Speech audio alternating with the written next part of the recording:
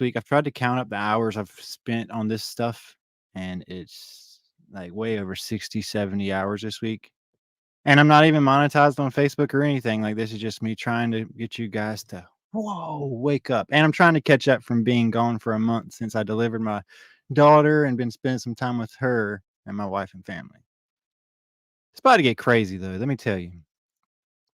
If you thought like all the videos up until this point have been banana sandwiches, you just hold on to your hats because it's going to get very real tonight. First of all, let me see if everything is working on your end. I've had a lot of people that have I'm doing the best I got with what I got. And I also have a baby newborn in the background that has been keeping us up all night. And I've been trying my best with you guys because I know this is coming. The grid's going to be shut down. And you guys are going to be like, whoa, whoa, whoa, whoa. Beyond the Veil's not active on anything anymore. And I don't know what to do. Well, look, I am nobody. But I tell you this.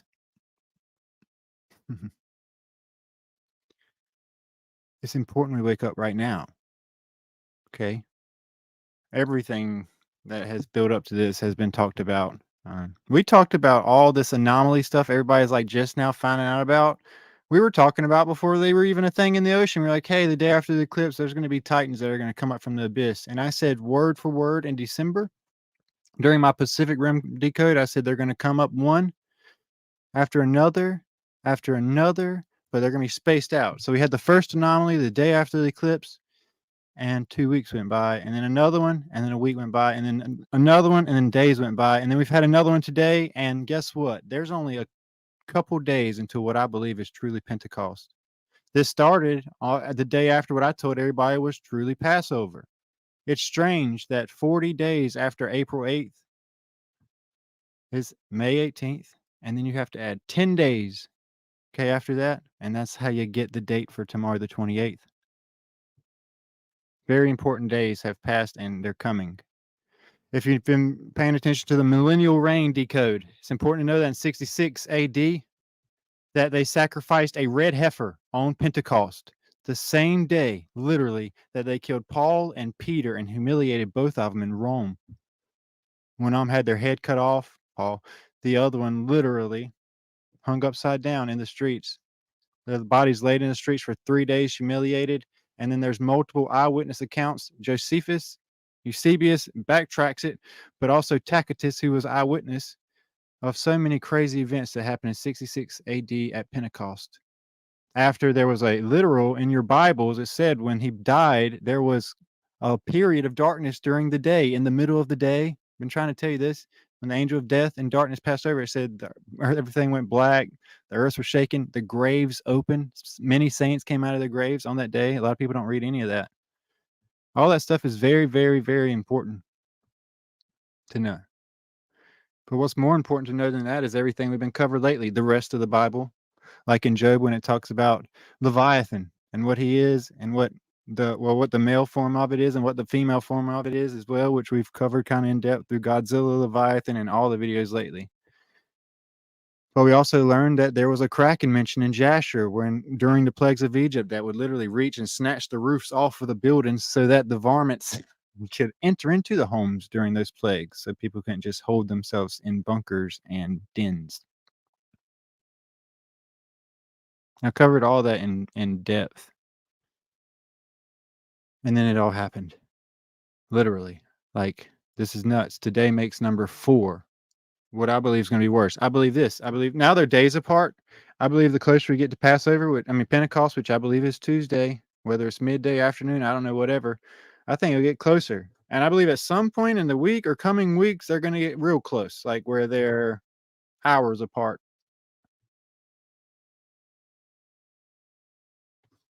And it's also important to know, I've told you guys this, everybody's like, they're the same shapes coming out. No, they're not. I've pointed out 3 different shapes. And the second one being a dorsal fin with pushing a mound forward, okay, with the side coming off as well, like you would see a dorsal fin. This is very important in your Bible. It talks about the birth pains, okay, of the earth, labor pains. Well, that's Mother Earth giving birth to something. What's Mother Earth? Well, I tried to tell you guys, mother of abominations. giving birth to things in the ocean. That ancient Leviathan who covers the whole of the sea, Jormungandr, Leviathan, that ancient serpent who is said to, at the start of Ragnarok, it says, literally there's an eclipse in the videos I put up for you guys, but the start of Ragnarok, the first thing that happens is Jormungandr releases its tail, lifts it up, causes tsunamis and earthquakes, and in that releasing, it releases the first Titan from the abyss and closes back up. And then that's the start. It releases Titans, but the final thing that happens is the whole world goes dark. Jormungandr comes up, and then Thor must fight Jormungandr, his nemesis, to the death. Same thing in your Bible. Remember?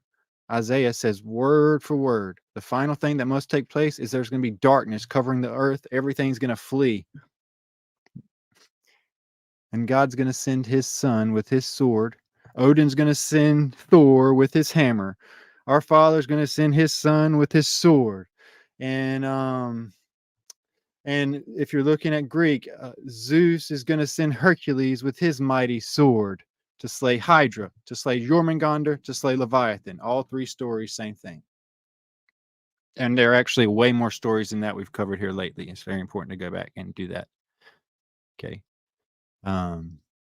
So in depth with that whole thing we've covered lately, but that's nothing compared to, once again, I want to say tonight, there's so much that so many of you guys have to catch up on. I encourage so many of you guys to go back on my Facebook page and watch my Pacific Rim decodes. When I first started learning about portals in the bottom of the ocean, I discovered myself, and it all goes back to the Holocaust and Hitler and how he could travel from there to California's coastlines with a bunch of troops in bells underneath the ocean. Okay? Pretty nuts. And I went way in that. And then you guys need to check out my Hoover Dam decode, which I believe the Hoover Dam is also a vortex, a portal that's ready to just bust here at some point and release what's underneath there as well, which I believe is where they're technically keeping the body of Gilgamesh that they've been studying on since they brought him back from Iraq in 2001. Which brings me to my next point. This is for entertainment purposes only. Anything I can say and will be used against the devil in the court of God. Anyway, so I put that behind me. Here comes this, though, okay? It's time to get into this because I've had a lot of people say, man, your videos are too long. Why would I want to sit there and listen for 3 hours when you can come in a comment section and literally just type 8 months worth of work in a comment for me to see what you're wanting me to see? That drives me nuts. I want to say that. If you're listening right now, if you're one of the like 12 people that have said that to me today, I need you to sit on your hands for a sec. Don't type nothing. Listen to me. Okay. I pour everything into this ministry every day of my life, whether it's me on the road or anything. And most people that like really know me, they know that I'm doing this out of my own just doing. Well, the thing is I've poured everything into this right here, all this for the past couple of months. And now people are just now finding out about it. And I bet some of them same people are the same ones that were laughing their heads off at me for months. A lot of people are requesting that I unblock their other profiles now. So if you're one of those, number one, I forgive you and I'm sorry for whatever made you upset. Number two, there's this. 60 plus hours this week of pouring into this and a newborn. Okay. And some people are just still caught in the comfortability of life and not understanding they've been lied and deceived, and they got somebody trying their best to wake them up. I can't squeeze all this in a comment responding back to people.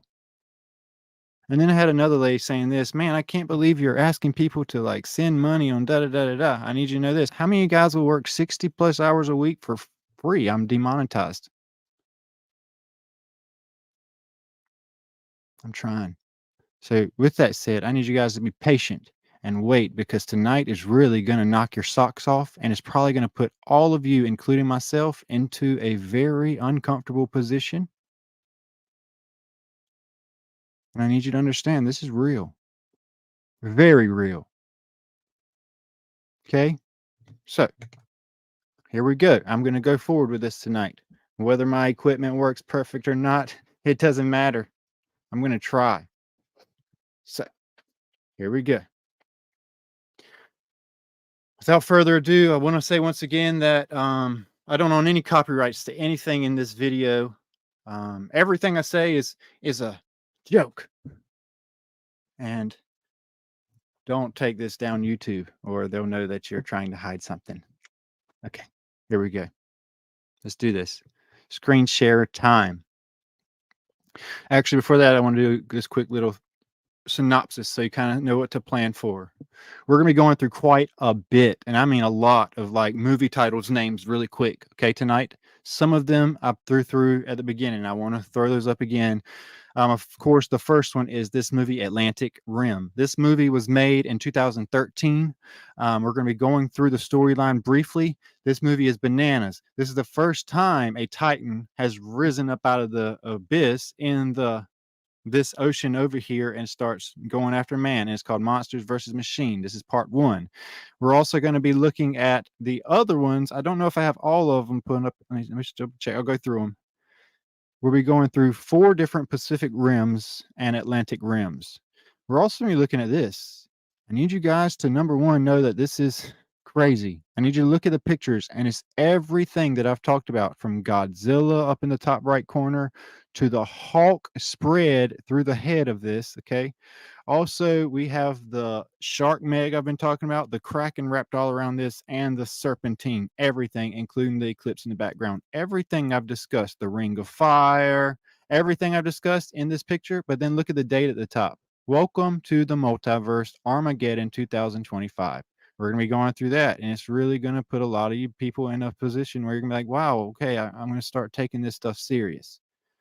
We're going to be looking at all the new movies that come out with the same exact theme. Like, for example, these people with an empire where a beast rises out of the bottomless pit known as Hell's Kitchen and comes up on the earth in New York. And as a Titan, he's huge and reigns in his frozen empire. And we're also going to be looking at Godzilla Kong and the Empire. If you can't see that at the bottom, let me stop my banner and show. Oh, it doesn't even show it. This is New Empire, okay? Which we're going to be talking about in depth tonight. Okay. We're also going to be looking at the Power Rangers and how they fight beasts, just like Pacific Rim and Godzilla and Kong. Because remember, they give Kong what? Kong is a representation we talked about of Nimrod, and they give him a mechanical arm. So it's iron and clay, him mixing with the man's tech to fight the beast. Same thing. We're going to be looking at that in depth. And like I say, the Pacific Rims are really going to get you guys. Even the cartoon one called The Black is really going to get you guys, because I know a lot of people won't watch this, but I watch everything for you guys. We're going to be talking about this one as well. We're going to be talking about, anybody want to tell me where this is from? This is a quick little quiz to see who's paying attention. Anyone know where this picture here is from? I want to see, just so I can kind of, get some interaction here while we're waiting on more people to come in. Anybody know what this picture is from? I'll give you a hint. The first movie of this had Will Smith as the main actor. And during that, it was an invasion that took place once again over the United States, where they came down and, everything else. And there was a part 2. Okay, well, this is Independence Day Part 2. We'll also be talking about Part 1 tonight. That's going to be nuts. And lots of other stuff. So that's kind of a quick little, maybe a little inspiration for 127/126 of you to just hang on for a sec and really hear me out. Okay, you guys asked a bunch of questions today, and I'm going to answer them. And if it's up to you if you want to have your questions answered or not. Okay, I know a lot of people here do. So we're going to move forward. Here we go. Let me get my screen share going, because it is time for this. Ooh, everybody take a real big deep breath. Okay. And I need you to understand also, if God's grace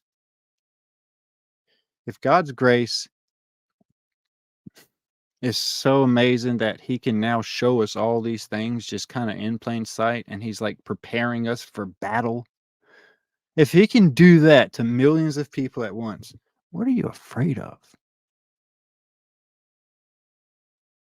I stopped being afraid when I went to India for a month by myself, South India, an extremist village where it's 98% Hindu extremist, and there's animals and all kinds of things getting sacrificed around me. The only American there since Billy Graham in the 90s.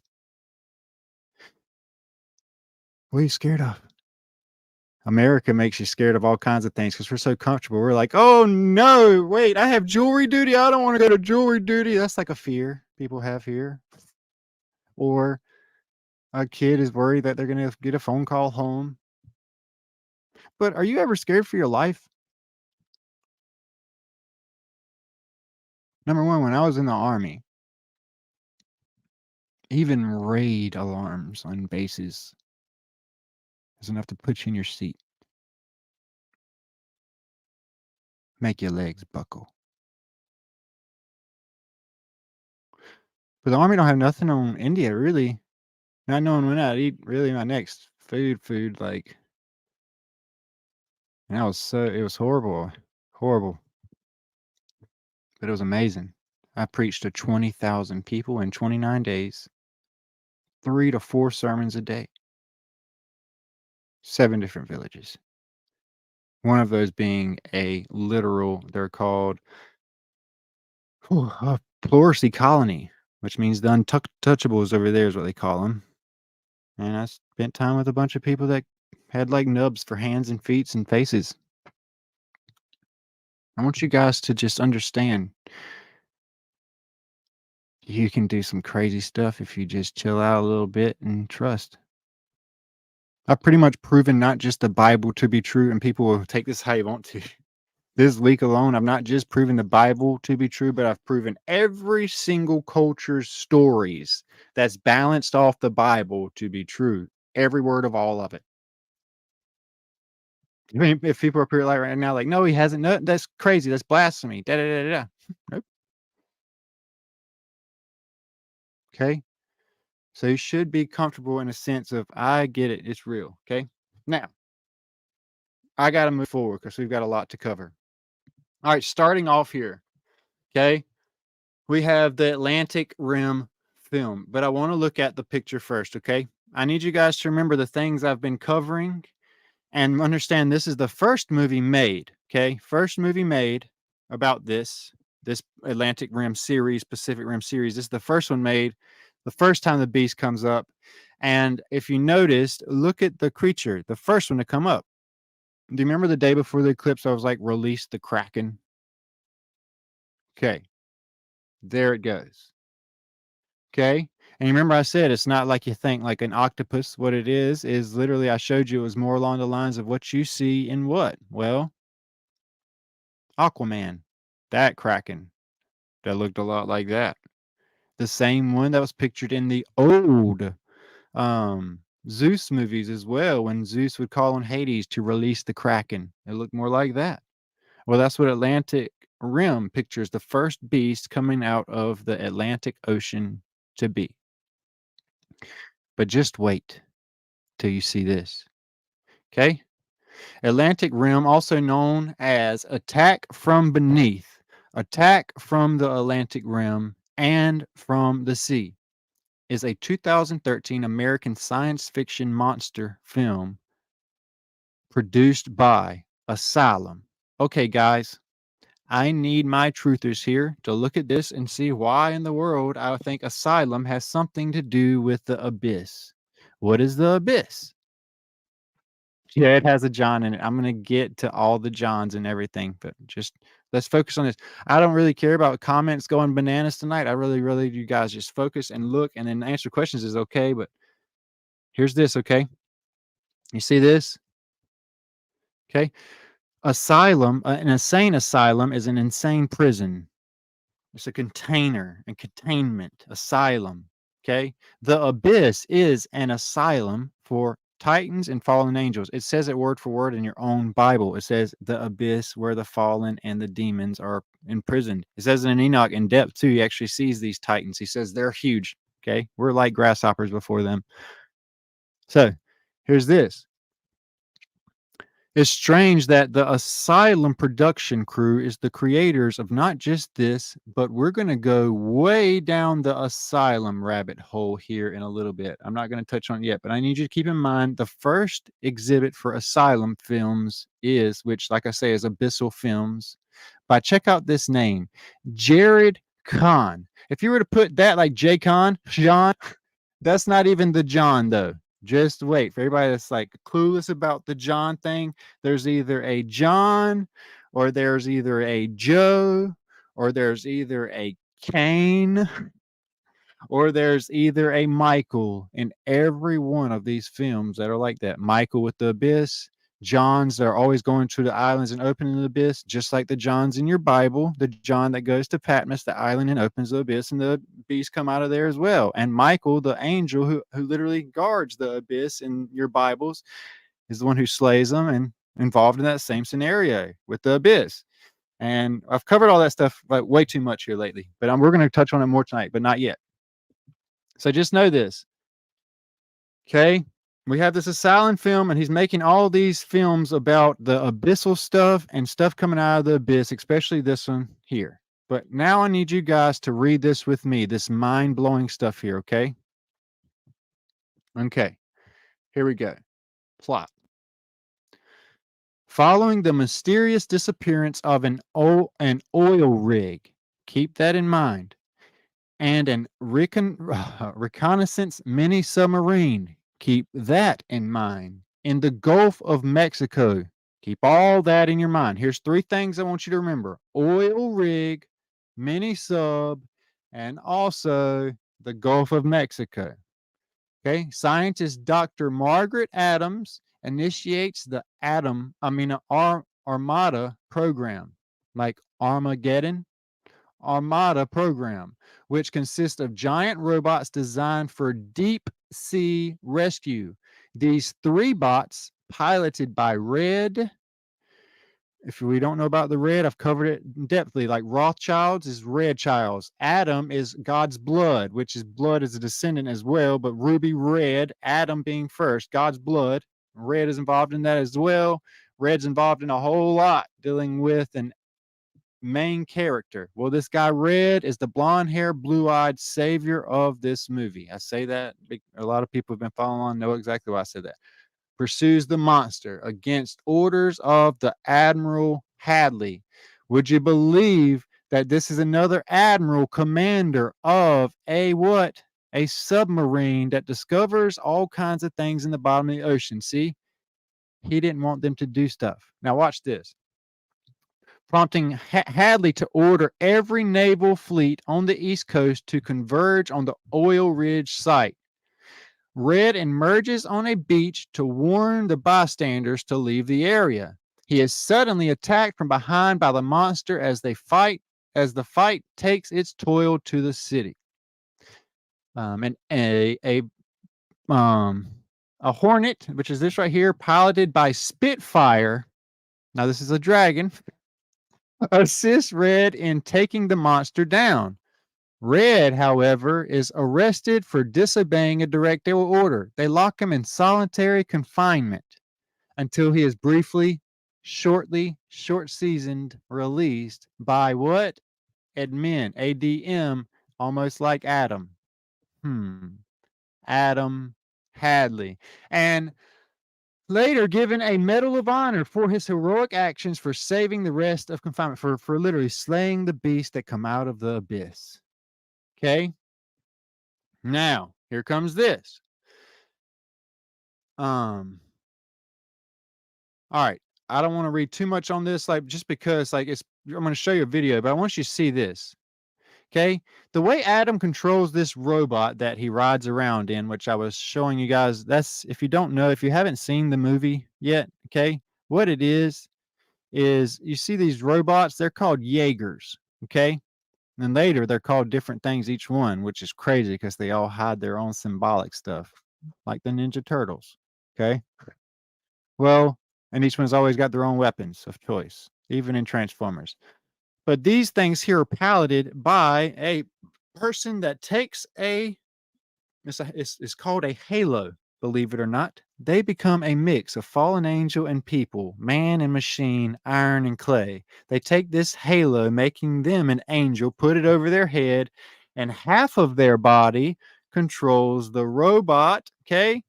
And the other half is it is what it is. And that's why they learn to do it with two people. So they have two pilots per Jaeger, each one only half and half control in each side of the thing. Like the whole real topic we've been talking about lately. Okay. Now, here's this. I want you to see this. Adams, like I was telling you, gives the trio special halo headbands that neurally link. Think about Neuralink in the back of the head. Them to their robots, mixing with iron and clay, increasing their reflexes by using their direct body movements instead of joysticks.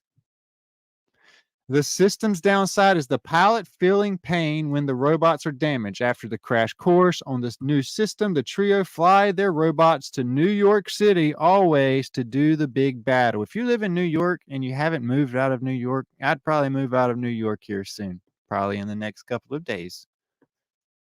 Anyway, this is for entertainment purposes only.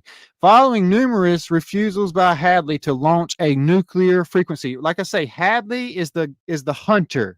Okay? He's the one that hunts the Nephilims. Like all the other hunters I showed you in all the other movies that are seen in the background of all of them, which was nuts. We've talked about in depth. Remember, it was always John and then the professor guy in the background, like John Hamm and John Hammond from Jurassic Park. Same thing. Okay. Now check this out. This is the guy I want you to think about right now. Okay. Following numerous refusals by Hadley to launch a nuclear strike, Guys, like in disguise, orders the USS Virginia. Would you believe that it's a submarine? Think about Atlantis and everything I've talked to you about, to launch a warhead. Okay. He tries to literally nuke this thing, and he almost does. But luckily, the blonde hair, blue eyed savior, Red, comes in and saves the day by taking the rocket number one that he launched into, or like to blow up at the top of whatever, I guess a dome. And then literally he takes the dragon or whatever he was fighting, the thing, and he flies it all the way up and literally, once again, causes it to explode at the top of this, what seems to be dome. I'm going to show you some clips from this video, but I want to be real careful because I don't want to get flagged too much because it's really taking clips out of the video that I hate because then they don't make sense, which is a benefit of being live, by the way. So here comes this. I'm going to show you a clip from this movie. And like I say, this is just the first thing we're talking about here, okay? Hold on to your seats, okay? Now, I have this fast forwarded, I believe. Yes, it's fast forwarded speed. I'm going to turn the volume down a little bit. I do have closed captioning going on at the top of this, and I'm going to exit out of this thing that you're seeing there. I just noticed that I still have that pulled up, and there's probably been people telling me that, but it's really okay. Dustin, can you move the picture? Yes. Okay, here we go. So, you ready for this? Let's watch this together. Atlantic rims first. Okay, and this is the story I was just telling you right here. Okay. Let's see if I'm able to. All right, I really don't want this to get flagged, so I'm going to pull it up. Just wait one sec.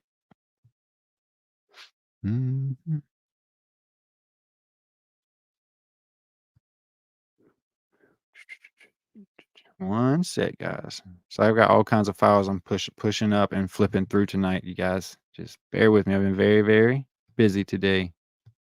Present, share screen, and there it goes. We're going to do this one. All right, first one we're going to watch is this, okay? Like I said, I have to be very careful with this. This is Atlantic Rim. I'm going to show you just the opening of this, okay? It's nuts. Here we go.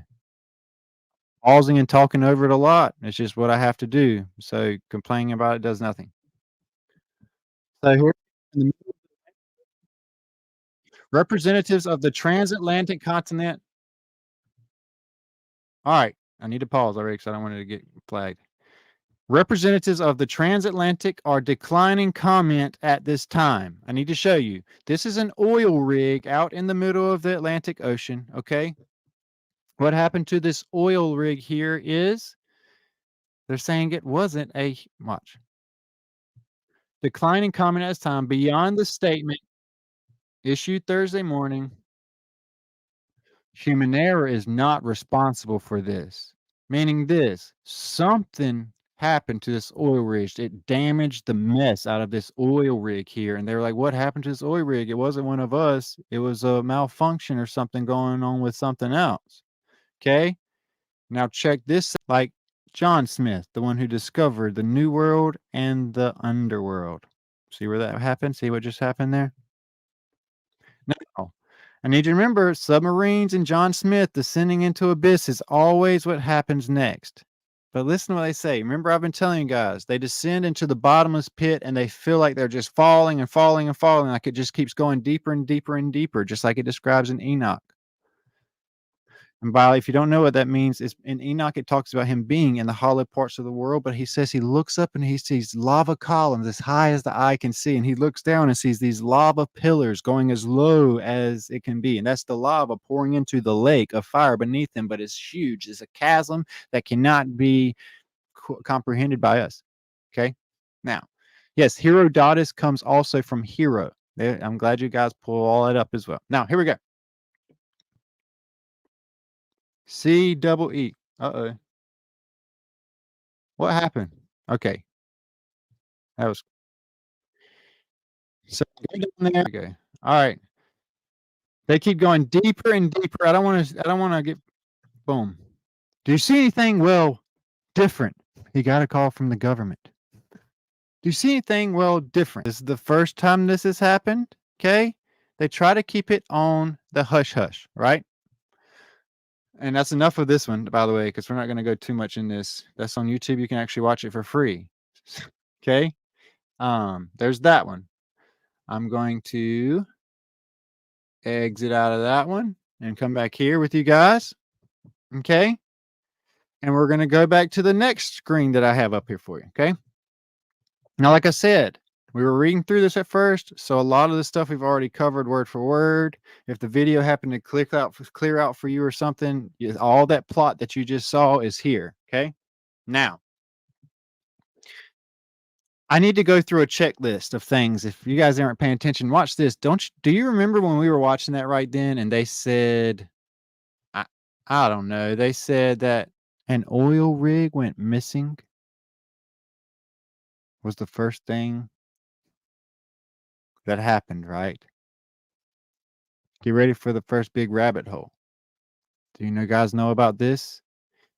There's so much to read through. Check this out. This is going to blow your minds, 149 of you. The missing Iranian oil rig called what? Fortuna rig is a corruption scandal in which an oil rig was bought by the Iranian government for 88, which is a portal number. 88 million, but was never delivered. The case attracted major attention from Iran and abroad, but you don't even know about this. Okay. It says I'm having audio issues, but I got to keep going because everybody's different on their computers. I'm going to keep going. You need to check out this, okay? Do you know what happened with this oil rig? Let me tell you what happened. This blows my mind, okay? Do you remember what word I told you to look out for? Get ready. Hold on to your hats. Later. Namdar Zanginia, whatever his name is, okay? An Iranian oil minister reported that a deal was made during this that did not go through its normal routes and that the rig was never delivered. So you have this whole oil rig getting shipped across the ocean. Can you believe where it was coming from? The Gulf of Mexico. But something happened, okay? While this thing was shipping out, okay, disappeared. Never showed up in Iran. Never showed up in Iran. So there's this, they think it's a scandal. What happened was they did pay for this thing. They shipped this oil rig across the Atlantic Ocean. It made a different route, like it says word for word, from the Gulf of Mexico, and it literally disappeared. That's a coincidence, right? Nah, watch this. There's more. Okay. First of all, you got to remember when this took place, okay? This still been talked about in 2017, by the way, but this has been going on since 2012. Do you remember 2012? 2012 was a big year for apocalypse movies, by the way, if you don't remember. Big year for apocalypse movies. Matter of fact, Pacific Rim came out in 2013, 1 year after this oil rig went missing. I need to say that again. Okay. 1 year after this oil rig went missing in real life, they make a movie about an oil rig going missing off the Gulf of Mexico in the Atlantic Ocean. Okay.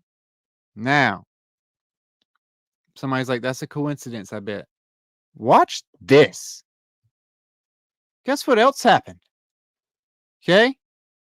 In April 23rd of 2010, there's a bunch of oil rig workers that went missing. Okay. Here we go. Apparently a hole was chewed or bit or just appeared out of nowhere in this oil rig, causing these men to fall through or off of this thing, off this oil rig. Strange, right? Pretty strange. I think it's pretty strange, but I think that it actually gets even more strange, like way more strange. Because watch this.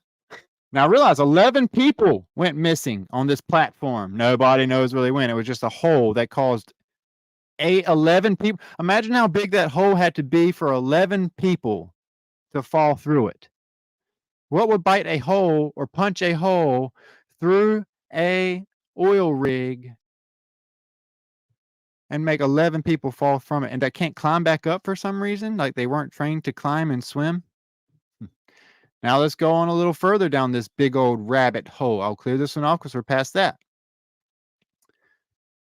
I started looking, right? Do you remember I told you about that guy, the guy's guy?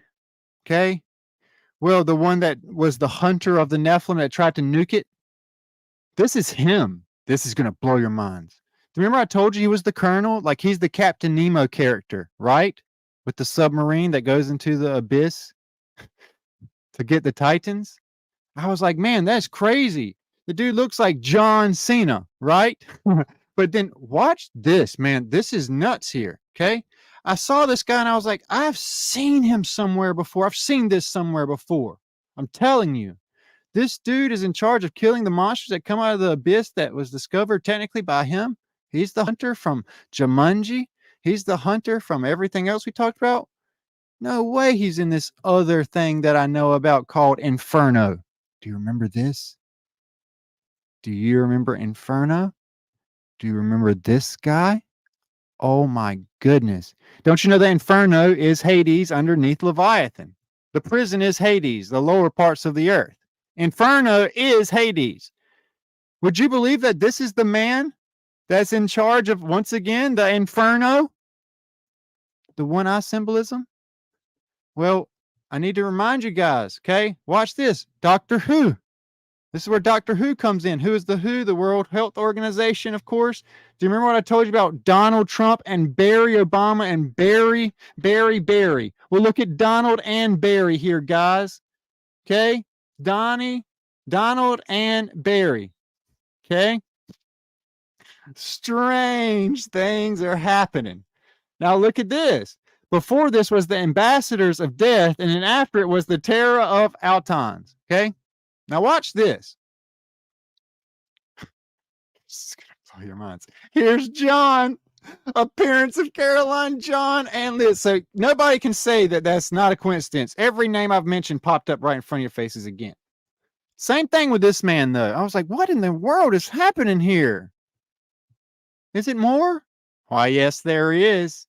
This is going to blow your mind. Okay. Now, like I said, this is him and his parallel universes, which, like I say, as above, so below. Same thing. Here it comes. Let me exit out of this so you can see we're moving along. Started thinking about the eye patch. This is going to blow your minds. Look at this. I found the relic of the abyss. Do you know what the relic of the abyss is? No way. The eye patch. And would you believe that it was owned by the upside down inverted 666 Kim Nam Woon? And it's the incarnation, like I've been telling you, guy, of the outer god. Exact same thing I was telling you about Nimrod and Tammuz. Okay. Exact same thing I was telling you about Osiris becoming Osiris risen. Okay. Everything with one eye symbolism, eye horse, eye Ra. Everything I've been telling you. Well, this is the same exact thing happening here in front of you guys. Literally. Watch. This is going to blow your mind. The relic of the abyss, meaning whenever there's an abyssal talk, the relic that's going to be brought up is an eye patch. Watch this. The relic of the abyss is an item that can only be used close to the final season. Why? Because I've been telling you, it's Apollyon the Destroyer, the bringer of Destroyer, Destroyers of World, the one that brings it to a close. It's the final of everything, every movie. Now I need you to remind you of Nick Fury and his eye patch from the Avengers.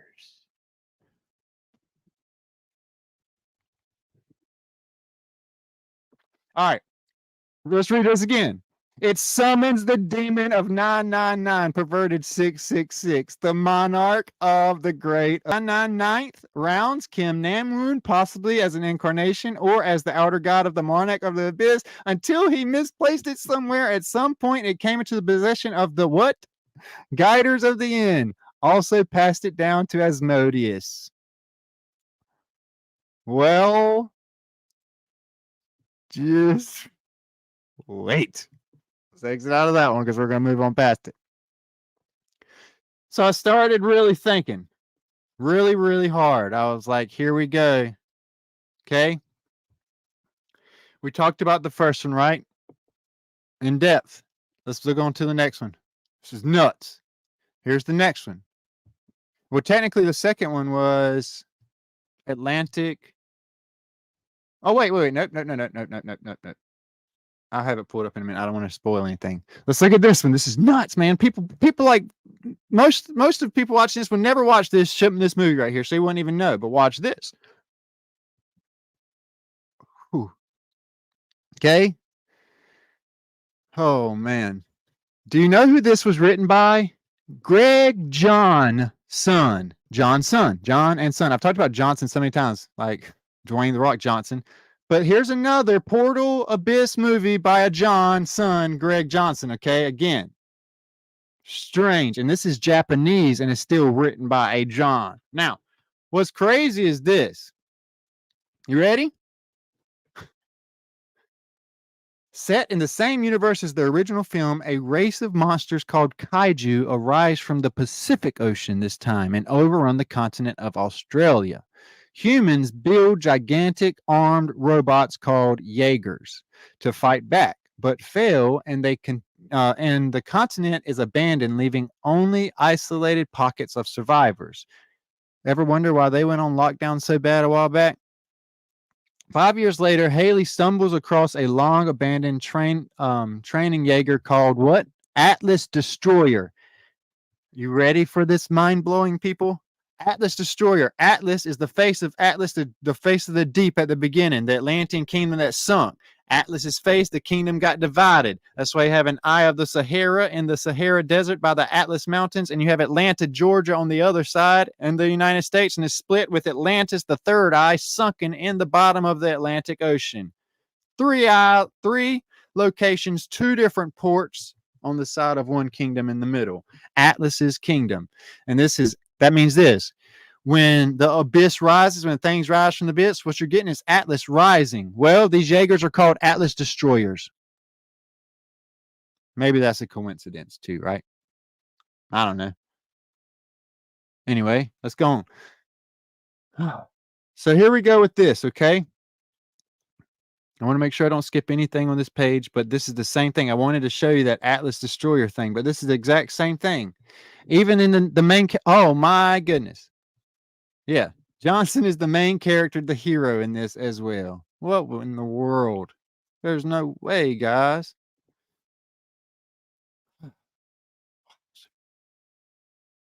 Whoa. Okay. I just want to make sure I don't miss anything here. All right. We're going to move on forward. You saw this though, right? This one looks like a what? Godzilla creature as well. Now, let's exit out of that so you know we're moving forward. Here's Pacific Rim. Here's the big one. Okay.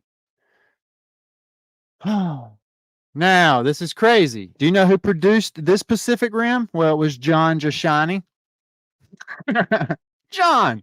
Here we go again, another John character. Now, this one's nuts. Okay. I think this is the one I did my decode on. Yeah. So it's edited also by John. It's produced by John and it's edited by John. Okay. No way it's a coincidence. Absolutely not. Not when it's like number 50 from now. Okay. Do you remember I told you guys earlier that Pentecost is the date we're going to look for? I don't want this to scare you guys by no means, but I want you to listen to me. Okay.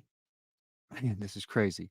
The main character in this movie is, let me see if I can find him, which one he is. I got to remember his name.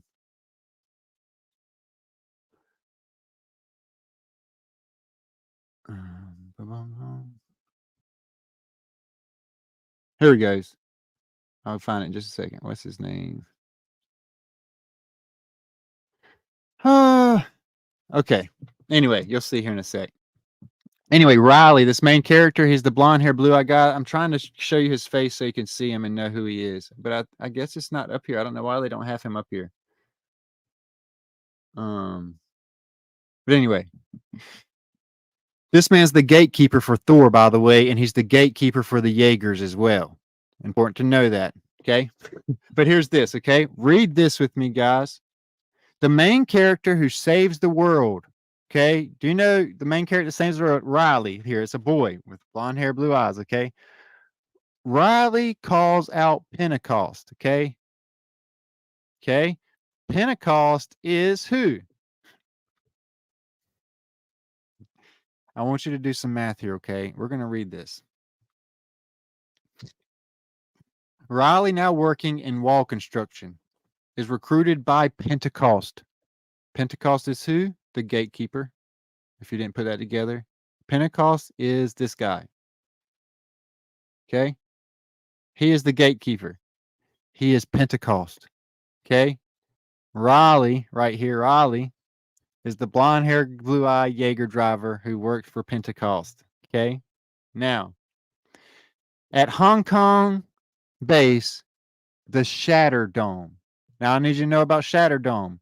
Well, Hillary Clinton said it best herself. One day we'll break through that glass ceiling. And also, we know that Nimrod was known for shooting his arrows at the dome. Well, we know that aerospace is called aerospace now because of the language of the beast.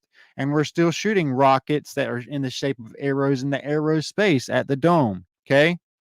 Strange. Here's Shatter Dome. And like I said, that's how they killed the first thing that came out, as they went up and blew it up at the top of the dome. Okay? Now, do you remember I told you there's always a guy that's trying to cause a nuclear war hunting after the stuff? Wouldn't you know that it's Pentecost? Pentecost is trying to destroy the world with a nuclear weapon. Typhoon here is what? Tsunami. Striker. Look at these things here. Danger. Alpha. Are you picking up on the pattern? Pentecost. Danger. Alpha. Shatter Dome. Typhoon. Are you getting it? Okay. Now, here we go. We're going to move past this. Oh, man, this is nuts. Watch this. Pacific Rim Uprising. Now, this is a whole different John. This is the main character. This is John, who's driving this blue Jaeger right here. John is the main character in Pacific Uprising, written by John Jasheni. Strange, right? Crazy, right? Now, here's this. This John character, that's the main character who saves the world, not him, the other John, him. Okay? Guess what? He's also the chosen one in Star Wars Rogue One. Same thing happening there. Okay? And they call him like he's like a maniac, you know, like he's reckless and stuff, but he does it. Okay? Like a destroyer, like Apollo. Now, there's that, right? Gotta be a coincidence, even with the John things, the giant sea monsters, everything that's in this movie. I've done so many Pacific Rim decodes that I don't want to deep dive into that too much. Okay, because I've already done so much on those. I want to get past the Pacific Rim part and get on to the next part. This is crazy. Now I need you to really, once again, realize this is still by the Asylum Company. Abyssal Prison Chamber Asylum. Remember, Michael, Joe, and who else? Michael, Joe, John, and who else? Who else? Barry and Don. Well, here's Michael, is director of this. Michael being what? Michael the destroyer, the one that literally stands up and causes the restrainer to be set loose. Well, here's Michael, okay? Michael and another Michael. Directed by Michael Sue and starring Michael Paré. Strange, right? Gotta be a coincidence. I can hear the crowd right now. If that's a coincidence, you just wait, okay? Watch this. Same thing. The mothership attempts to leave Earth through a wormhole. Many creatures are generated at random, and a giant octopus attacks it. So we have this kraken octopus attacking this mothership that's trying to leave the wormhole. Same thing again. Exact same thing again. Okay. So I started looking a little further. I was like, man, this is really, really, really getting nuts. There's another movie. Okay. Earth must be defended against the 2025 Armageddon. 2025 Armageddon trailer brings together Mega Shark, Mega Piranha, and Sharknado and more. Are you seeing this pattern with this 2025 and Armageddon thing happening here? Well, it's strange that it says in the Bible during these days that it'd be Armageddon. It would be at Armageddon. And it says Apollyon would be there the leader. Apollyon's the one who opens the abyss. Coincidence, huh? Not at all. Not at all. Okay. So we have the same thing happening here. And as I showed you earlier, every single thing I've talked about on this page, from King Kong Nimrod to the octopus Leviathan Kraken, to the serpent Leviathan Jorgenmungandr, to Godzilla, to also the Hulk of the head of Destroya. This is Destroya. Okay? It's the name of this Titan, the only one that can contend with Godzilla. And then we have the man and beast, and we have sharks coming out of a volcano, the ring of fire also, and the eclipse in the background back there in one picture by Asylum. I was like, that's got to be a coincidence. So I started looking at Snakes on a Train. Snakes on a Train? Well, is David Michael is the producer. Here's your David and Michael again. Weird, right? Got to be a coincidence. Well, watch this. And this, guess what happens? Wait till you hear this story.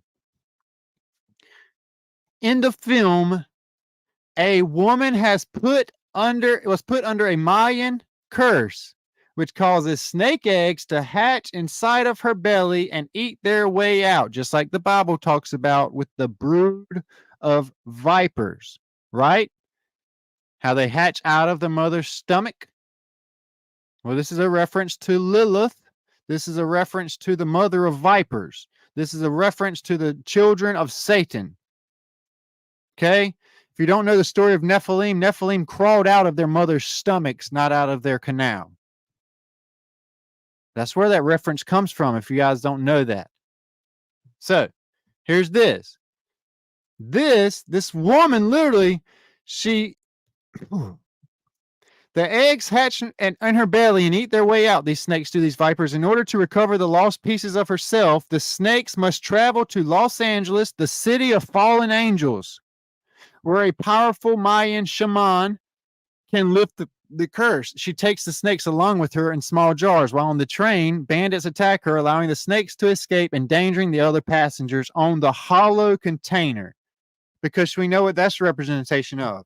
The people trapped in the solid atmospheric dome firmament train, okay, with a bunch of beasts set loose by the mother of abominations.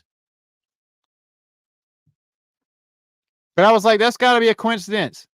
It's got the Michael thing, everything. Let's keep looking forward, okay? Would you believe that the distributors, remember the other word I told you to look for, are canes? When are y'all going to see that this is right on track of everything? Okay? So I went from that movie to like, well, snakes on a train, got to be talking about snakes on a plane. Now we look at the male and female snakes, the form of Lilith and the snake in the garden, okay? Once again, these people are trapped in a hollow tube, a hollow funnel with a dome, with a bunch of snakes that are set loose on the plane. By who? Nick Fury with his eye patch from Avengers. Once again, a destroyer bringing in with his eye patch. The symbol, the relic of the abyss, as we covered earlier. So here's this. Snakes on a plane, same exact thing. Would you believe it's another David? Look at that picture, guys. And John. Screenplay. Story play. John. And Don. Huh. Is it I mean, what? What is happening? So let's go on a little further because it gets way, way crazier than this. Next is this. Don't you remember the Avengers? Well, guys, let's look for something here, okay? Who is Captain America? Well, it's none other than Johnny Blaze himself. Who does what? Travels in time. Remember, he freezes in one point and comes to another. Well, that's strange, huh? Well, not as strange as this. Here's a Don. Do you know who Don is? Well, he's the Antichrist in Space Jam playing against Dom and King James. But let's not forget about this guy who discovered and assembled the Avengers. Jonathan in the Avengers was the one who assembled the Avengers and had the cards also where he assembled them. He was their biggest fan. John is the discoverer of the Avengers who died, but also saved in his dying moments as he blasts Loki into the bottomless pit. Wow. And also we got Joe. Don't forget that Joe directed it. Like what? Like what? Let's go on a little further, okay? Once again, we have Hydra, the other name for Jormungandr, for Apep, for Leviathan, for every single serpent that is brought up in every single culture. Voldemort. Here we go. So there's that, right? I want to make sure I haven't missed anything. I was like, so that's strange. That is very strange. It's even got the Iron Man, the man and the iron suit mixing with Jarvis, the AI technology. Exact same thing happening. Okay. For those of, I see the Mount Hermon in California. I've done a big decode on the true location of the Promised Land, the true location of so much stuff in the United States, including Mount Hermon and Mount Olympus and Mount St. Helens and everything else. So I encourage you guys to watch that stuff. But like I said, you cannot have this breaking open of the abyss unless it's what? An end game, a final movie, as we discussed earlier. Now let's go on even further down this rabbit hole. Oh, yeah. Now, the Asylum films we're going to look at. Would you believe that the people behind Asylum films is David Michael, and David, right? And Sherry Strain. Headquarters in Calise, California. And then we got this. Division of Faith Films and the Asylum, but you have here Paul Bell, behind this Asylum, right? I was like, I'm going to start looking at this guy's movies and see what he talks about in all his movies. Well,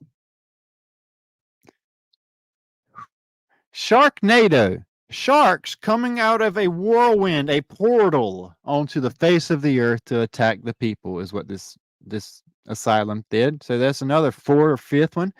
But then there's also what? Well, War of the Worlds. Exact same thing. Okay. What else? Well, not belly fruit. I want to just see here because there's a lot. Oh, King of the Ants, Thriller King of the Ants. Okay. Freddy versus Jason. Same thing. Nephilim versus man. War of Gog and Magog. The War of Nephilim and Rephaim. The final one ever.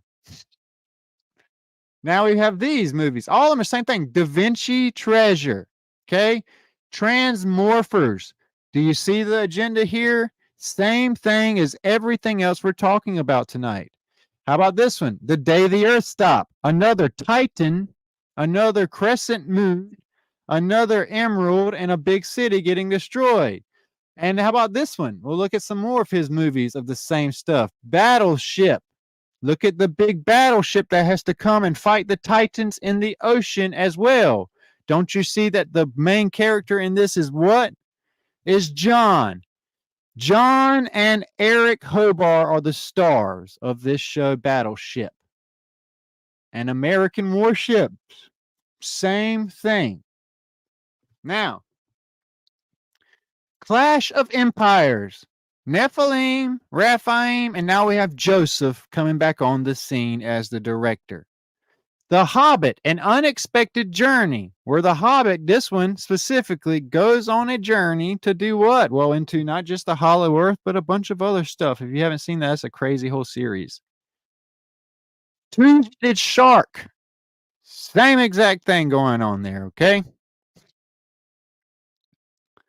Sharknado. Now, once again, these sharks drop over the land. I mean, the City of Fallen Angels also, again, another whole movie about that. Now we have all these zombies movies, okay? Z Nation, Rise of the Zombies, Rise of the Abyss, Rise of them, and it's even this Titan Man over a bunch of people. All right, and then we have this, The Walking Dead. Do we need to talk about The Walking Dead? Okay. So there's that. He's everything that this Asylum company do is stuff rising out of the abyss. Okay. Here they all go. Every one of them. Nazis at the center of the earth. Are you kidding me?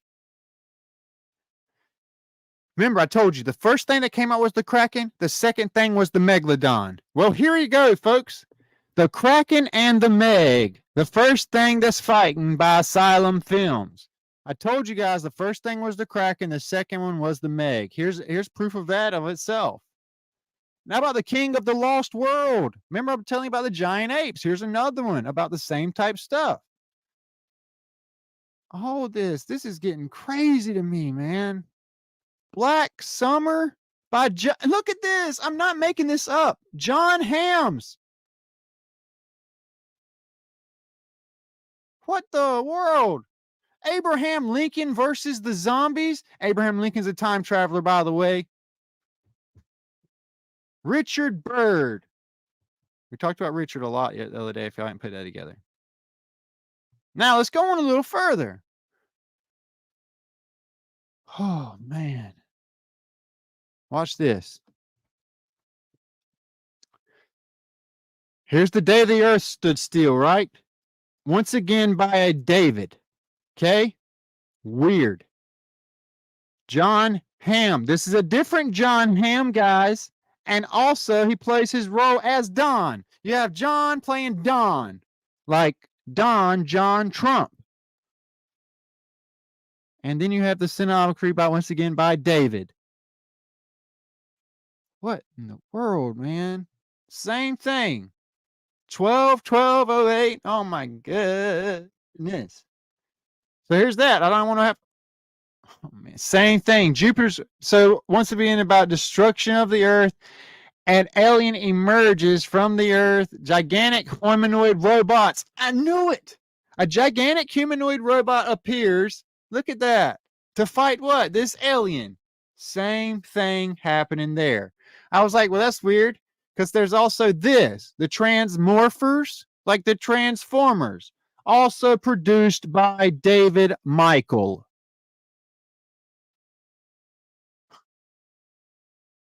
Okay. Now, I haven't watched this. I wanted to, but look, there's another one called Transformers Fall of Man. Do you see what he's holding there? Yes. That is a Kraken tentacle. Michael Bay's Transformers. Transformers is by Michael Bay, guy. I didn't even know that. There goes that. Oh my. So there's that, right? So this is the same stuff happening again. Giant machines fighting beasts. I bet one of the main characters in there is what I've been saying as well. Let's move on a little further. I do want to see that because I'm curious. Yes, Michael is the doctor, the professor, the discoverer, the explorer, everything.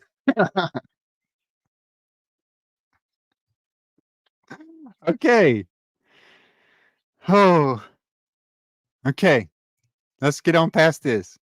Because let's look at the Transformers film. It is by Michael Bay, and the story's by John Rogers. And Don Murphy. We talked about Murphy too. What in the world, guys? Look at this. John.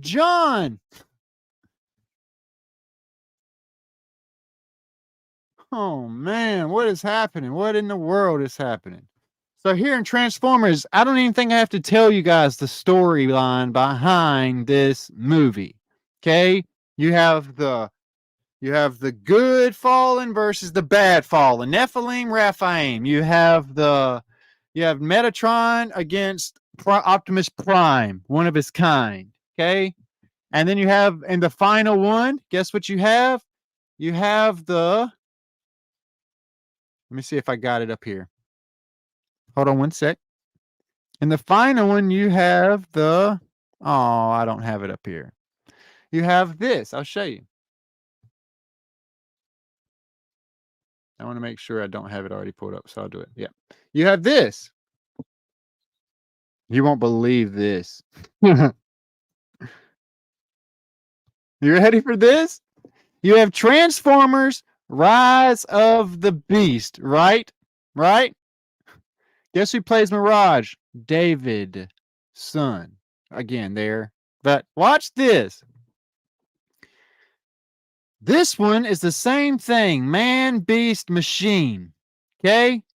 Let's look at the stuff. Screenplay is, of course, by John. Okay? Of course, it's produced by Michael Bay. And we have Dominic Fishback. It's almost like we're in a big old, like, matrix, right? Like people have been saying, it's pretty nuts. Crazy.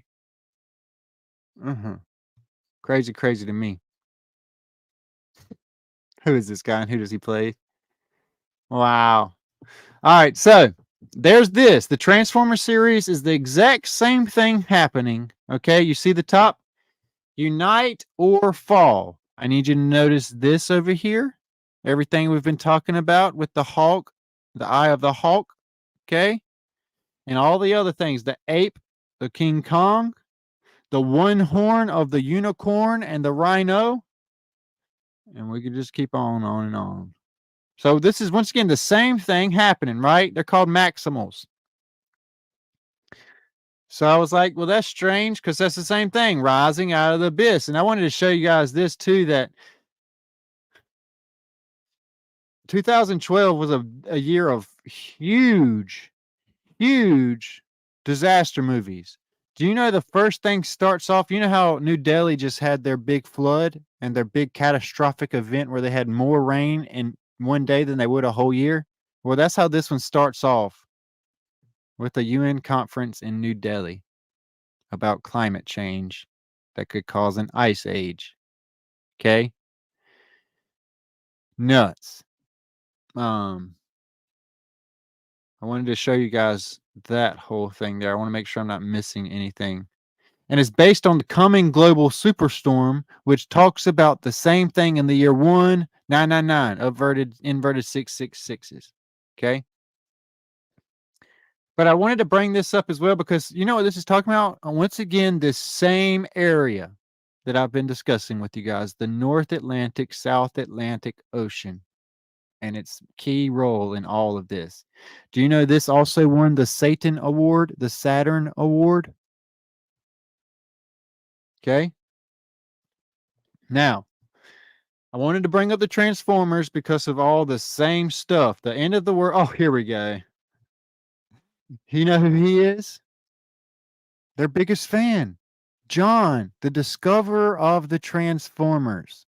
Don't believe me? Watch the series on this man. He knows everything about him. This man, John Michael. John Michael. Okay? He plays the same role as every other John in all the other movies. Don Murphy. Okay? Let's move on past this, though. Let's go to this one. Let's look at Clash of Empires. Remember, this is all about the Nephilim and the Raphaim, right? The war of Gog and Magog, the final battle. Well, it's directed by Joseph. It's produced by David Michael and David Mamreri, right? Crazy. And the Asylum Films. So here's this. Do you know what this is about? Well, the film is about a prehistoric struggle between the community of Homo floresiensis, a species of Nephilim, okay, hobbits, and their brutal oppressors, Java men. Okay, another one. So two different breeds against each other, a struggle between them. The hobbits ally in early humans against the Javas.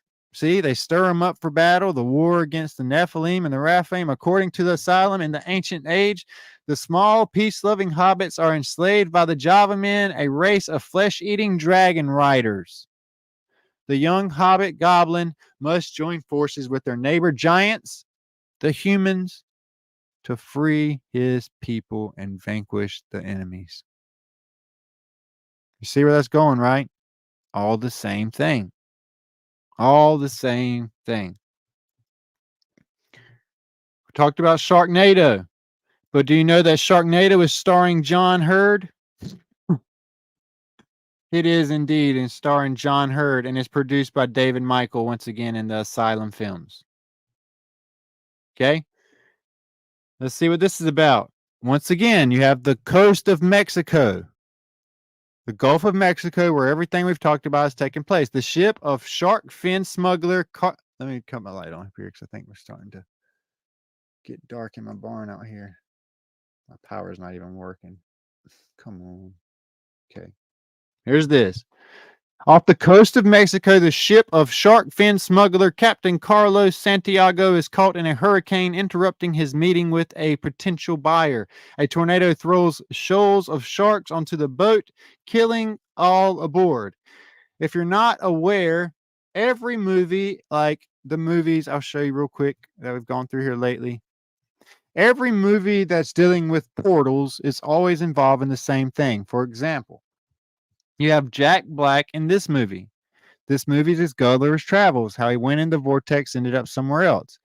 You have this, Captain Jack Sparrow and Davy Jones fighting to the death at the opening of the abyss. Then you have Percy Jackson descending into the mouth of the crack in the belly of the beast. in Percy Jackson and Wizard of Oz. You have Dorothy and her red shoe club going off man and beast in the tornado to the Emerald City with indeed the woman in the bubble in the sky that you can see right there in the back. Ra and his chariot in the sky, blonde hair, blue eyed, whatever her name is, Glinda. Okay. So there's this. Okay. Portals, beasts coming out of the sea onto the land, Gulf of Mexico. But look, then it goes to Los Angeles, the city of fallen angels. I think that's like 2 or 3 now we've covered with that. So here's this. How about this one? Once again, I told you 2012 was the year of apocalypses, apparently. The year of warnings. Okay. Would you believe that this is written by another J. Kahn? And I knew it. I knew it. The first movie I showed you guys tonight, I was Jared Kahn, and I was like, you can just take the J and Kahn. His middle name is Michael.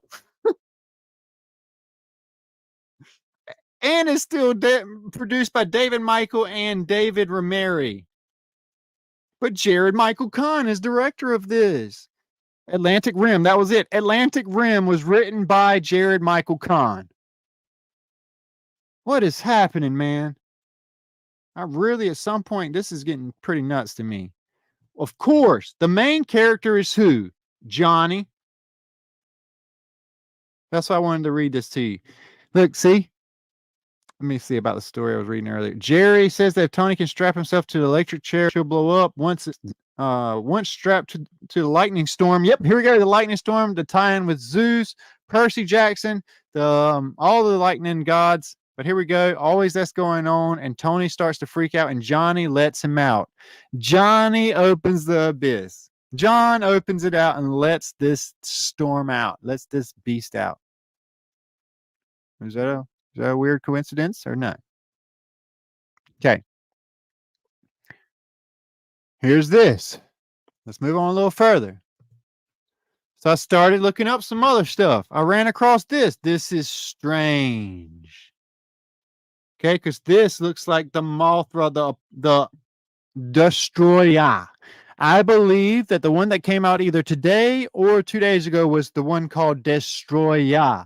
And what Destroyer is destroyer, but this one's spelled Destroyer, Y-A-H, which is strange because he's supposed to come destroy Yah, which is nuts. And this is the Mothra, okay, as well. You see the wings and all that stuff too coming from the head, the skull.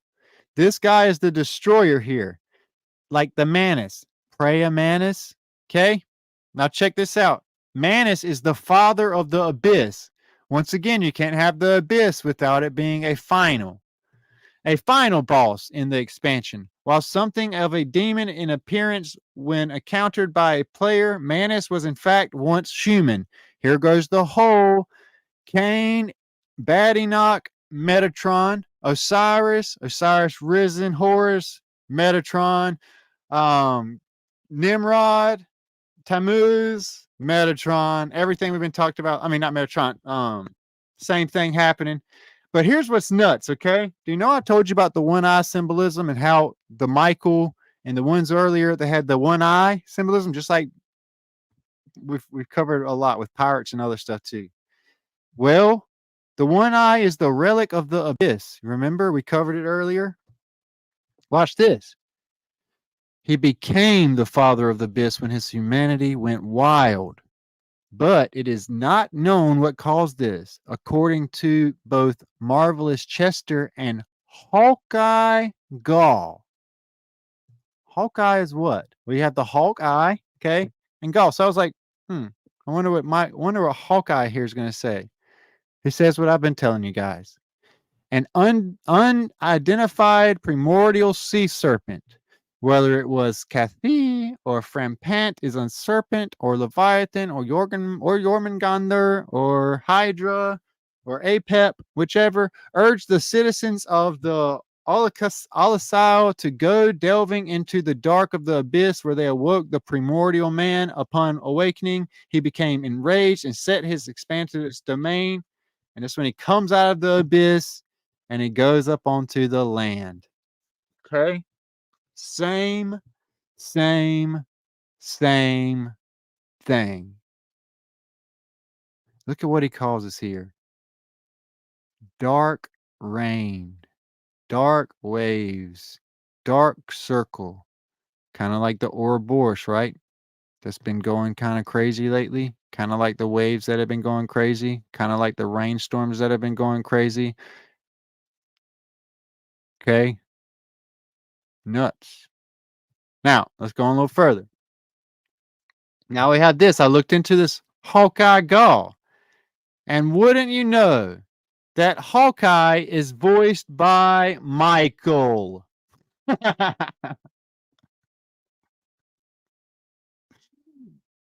And indeed, he is the opener and guardian of the abyss again. Okay? And once again, the Hawkeye thing is tied in with everything we've been talking about. But look, here's this. I started thinking a little bit more. You know, this came out in 2023. They redid the Masters of the Universe Revelation, and it is crazy. Okay? They have the Revolution. They have the old ones too, which I love, just regular Masters of the Universe. Okay? But we also talked that the voice behind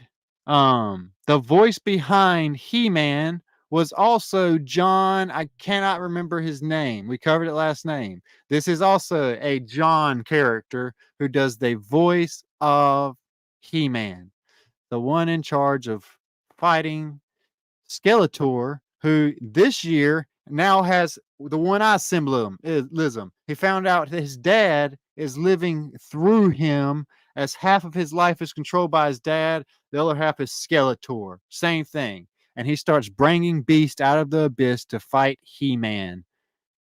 Blonde hair, blue eyed He-Man and his mighty sword, like Thor and his sword, Christ and his sword, everything else we've been discussing. Okay. And like I say, that's all done by a guy named John. Okay. Crazy. But my thing was the new season is the ones where Skeletor is bringing it out of the abyss. But you want to show you, you know what I want to show you? Skeletor's mom is evil, Evelyn. If you watched the live last night, you'll see where this matters. Skeletor's mom is Evelyn. Okay. But also, she is tied in with, there you got it. That's like a Marduk's character. Okay. And then you got to know about She-Ra. She-Ra, she Serpent, she Satan. Satan's love. And that brings you to my live decode I did last night on Eve. Go back to that and watch that, because I'm not going to get into that controversial stuff again tonight, because it's a big rabbit hole. Okay, so there's that. Same stuff happening now on TV. Okay, this is happening. And like I say, here's the bad guy. See the bat out of hell? That's where that comes from. Okay? Opposes She-Ra and He-Man. You see She-Ra? Athena? Diana? Okay? Now, what's crazy about this is the cyborg-like nature of him. He's half man, half machine, just like everything else we've been talking about as well. Okay? So, I want to show him and her. Evelyn, because that was what we talked about last night. And then I want to show you this guy. Okay? The Triclops. Okay? Triclops has one eye like a Cyclops. But what's crazy is this. This one eye symbolism is what? What have I told you guys about the Nick Fury and opening the portals and just everything, always with the abyss and the one eye symbolism? You got it. This guy right here is a minion of Skeletor and the enemy of He-Man. Sees in 3 different directions at once. Remember, I told you, Ghidorah, which is the 3-headed Leviathan, which is everything we talked about with Eve last night. She has 3 heads. She can see all 3 ways. Same thing as this right here. Same thing, guys. Okay? Same thing. So, I want to show you that. And then I want to show you this. Why is Odin one-eyed? He cut out his eye to obtain wisdom, so that wisdom could dwell within him. This is the story of that, if you guys are ever curious. Nordic tale of Odin and how he cut out his own eye for wisdom, which I found to be very interesting. Do you know why? Well, watch this.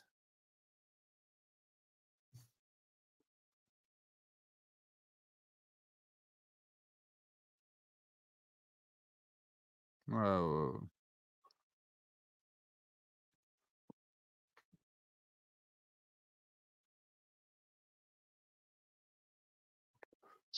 Oh, yeah. Wait, just let me get to the Bible app. What am I doing?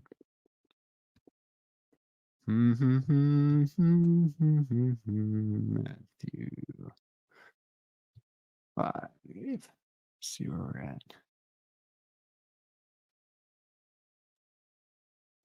There we go. Now, do you know what's crazy? I'm going to blow your minds with the Bible. Okay?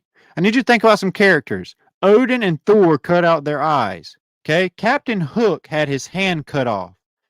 Captain Barbossa and the ones from the abyss had his leg bit off by the Kraken. Was taken off by the Kraken. Okay?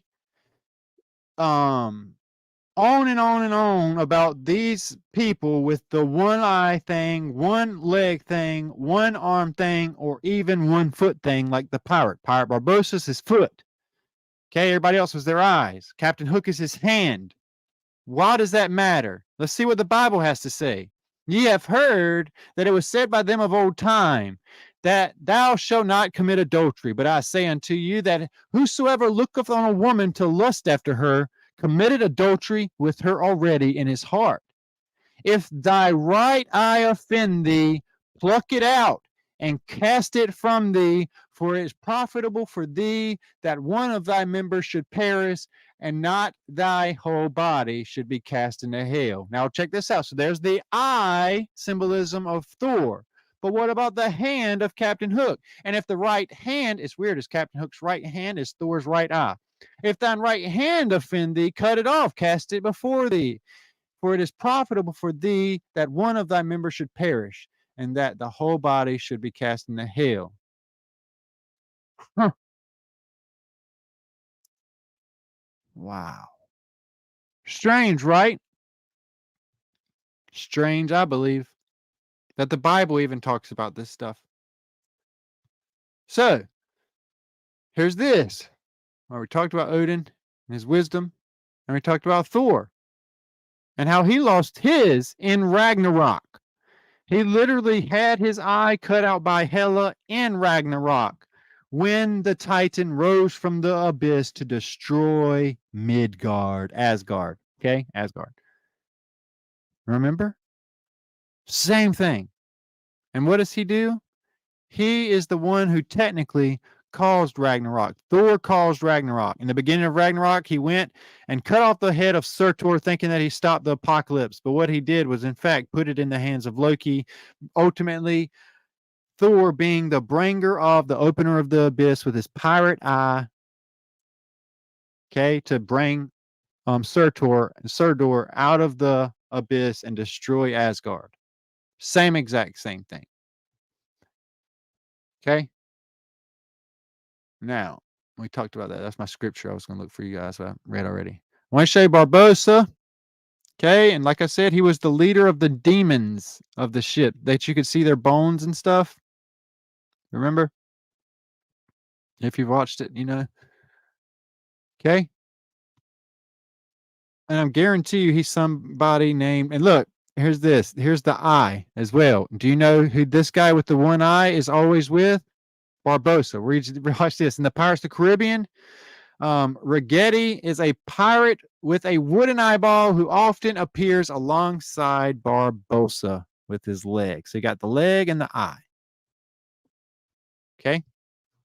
Now, I want to take a look at this real quick since we have a little bit of time left. Okay. Look at Independence Day. Okay. Independence is also edited music and edited by 2 different Davids, as we were talking about earlier, which is nuts. But there's also Dean Devlin. Okay? The maker of Independence Day, the writer of Independence Day, is a man named Devlin, and the producer is Devlin. He also is behind Jurassic Park with John Hamm, also as the discoverer of the island of Titan beasts. Okay? But here's this. You have the same thing with Los Angeles, okay? Which is crazy. I think that you guys should get away from the coasts in general, both of them. It says they will flee to the mountains in those days. It says the rich, poor, male, slave, rich, man, woman, all of us will flee to the mountains and into the bunkers. All of us. Okay? So Independence Day is the same thing happening, right? But you know what's crazy? 20 years later, in 2016, because they thought they saved the world and Independence Day won. But if you pay attention, we had 20 years to prepare. So did they. And if you look at the other ads for this movie here, which is nuts, it says they knew we were coming. Okay? What happens in this one? Do you remember I asked you guys a quiz on our introduction to this movie, and I was like, can you tell me where this scene is from? This is a Titan coming out of an abyss chasing a school bus. Well, that's from this movie, the one we're talking about right now, Independence Day Resurgence. That is Apollyon the Destroyer bringing out the abominations of the abyss. Apollo in his bearing light, Lucifer in his bearing light. Okay? 7 deadly sins rising above him.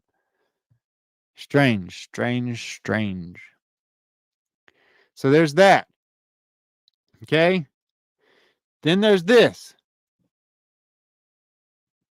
The day after tomorrow. Oh, we talked about it earlier. That was a whole can of worms. There was this. Guess what? So, would you believe me if I told you, okay, that even Ghostbusters was also edited by David? Okay, but that's not where I'm going to get at. Watch this. The main character in Ghostbusters, don't you remember? John Adam.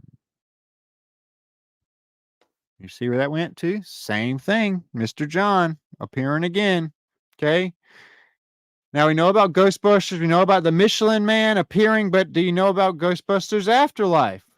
When they open up the portal to the abyss and they bring all the Titans back up, which was happening right before Frozen Empire, when the Titans literally came and invaded New York. Okay.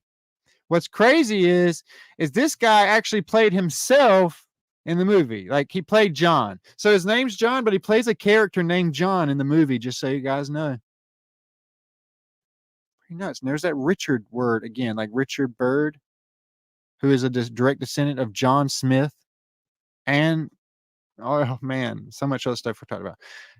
So then there's the Frozen Empire we talked about. I don't want to go in too much because I have a whole nother part of this series I want to pick up on in the next day or two. But I want to show you guys most of this stuff. Now, I want you to know, in this Empire, this Godzilla, Kong, Man, Beast, Empire, Rise of the Beast stuff happening here, what happens here is they open a portal to the underworld and the Titans come up, and Shimu and Apollyon, Destroya, which is coming up next. The first one was Shimu, the ice giant, comes up and freezes and blasts the one-eye symbolism ape who comes out of the abyss. Watch this. This is cool. This is crazy, actually. What was it? Godzilla. I'm getting so tired, guys. I'm trying though. But I want to show you something. Okay, this is crazy to me. Crazy, crazy, crazy. Okay. The bad guy in this, the Nimrod figure in this, is right here. Light blue eyes. I want to show you a good picture of him. Light blue eyes and one eye symbolism. One of his eyes are scarred. He's called the Scar King. Like Scar from Lion King with the one eye symbolism. Okay. Oh, there it goes. He's the Scar King, and his blue eyes, and one of these eyes has a scar in it. Okay. This is called Scar King. And this is where you get from Lion King. The enemy in the Lion King also has the one eye symbolism. Remember? And what does he do? He brings the hyenas, which are the abominations, up to fight the leader. One eye symbolism as well. See Scar? Same thing. Okay? Same thing. So, this is also produced by John Jashani. There he goes again. So there's that. For those of you that don't know, today's a big day, and it's the whole reason why I put this part behind me on the clip. I took this screenshot today, literally as it was happening. At 11 o'clock, I was checking my phone, and I was looking, and I saw something happening again. Another Titan came out of the abyss. I bring up the Pacific Rim decodes because of this. It looks like it could be leading toward Pentecost, but it also, everything I've said is going to happen has happened as far as dates and timings. I told you guys it was going to be it would be a years apart. Like I said, Hiroshima, Nagasaki was the first time we had discovered a Titan of the abyss. We chased it. Hiroshima, we bombed it. Nagasaki, we bombed it and ran it back into the ocean, killing hundreds of thousands of people that they didn't want seeing it.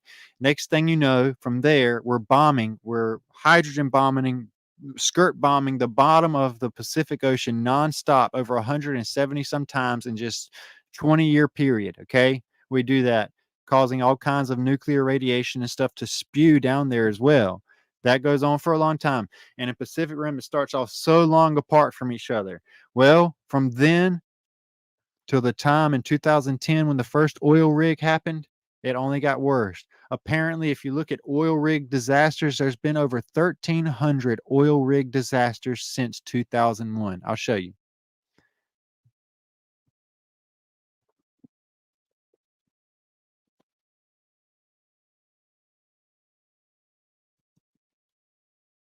One sec, I'm pulling it up. This is nuts to me. Oh, I just found something live. Okay. I found some place called Deep Water Horizon Oil Spill, which is how Atlantic Rim started. Oh my goodness gracious. Huh. Oh my goodness. Look at this, guys. Deepwater Horizon works on wells in the Atlantis oil field. What is happening? Yes. I'm so glad I did this live. Thunder, lightning, Thor. Are you getting where this is going? Look at this. Deepwater Horizon oil spill in Atlantis. Atlantis being this an oil field where? In the Gulf of Mexico. We are on a rabbit hole. Let's do this together live right now. We got an oil field on the Gulf of Mexico called the Atlantis oil field in the Atlantic, right by the Atlantic Ocean where all this is happening. Strange. With everything else we talked about, this is crazy. Not to mention the deep itself, the face of the deep, the guardian of the deep abyss, and the horizon, the deep being beneath it. The drilling rig. What is happening?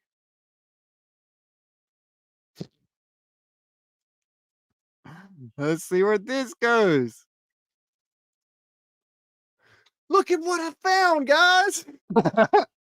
Atlantis, city on the rise. Here goes the Titan of the Atlantis. Another Titan of the deep is Atlantis, one of the largest deep water gas discoveries made to date. What's a gas discovery?